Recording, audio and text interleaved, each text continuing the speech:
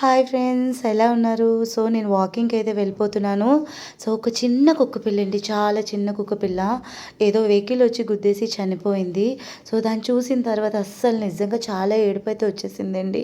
నేనైతే చిన్నప్పటి నుంచి కుక్కలంటే నాకు చాలా భయం. అసలు నేను వాటిని ముట్టుకునేదాన్ని కూడా కాదు. సో బబ్బు వల్ల నేను కుక్కని ఇంట్లోకి తీసుకురొచ్చి పెంచుకోవడం, మా టోటో నాకు వెంటనే గుర్తొచ్చేసాడు. సో టోటో లాగే అసలు చాలా క్యూట్గా కూడా ఉన్నది ఆ కుక్క పిల్ల. సో మొత్తానికైతే దాన్ని పూడ్చాలని మేము ఫిక్స్ అయిపోయాం. నేను, నా బబ్బు, అయ్యప్ప, అలాగే మా పక్కింటి ఆవిడ, మేము నలుగురం మొత్తం నలుగురం కలిసి దాన్ని అయితే పూడ్చడానికి ఈ విధంగా ఏర్పాటు చేసాం. ప్లీజ్ ప్రతి ఒక్కరికి సేవ్ ద డాగ్స్ అండి.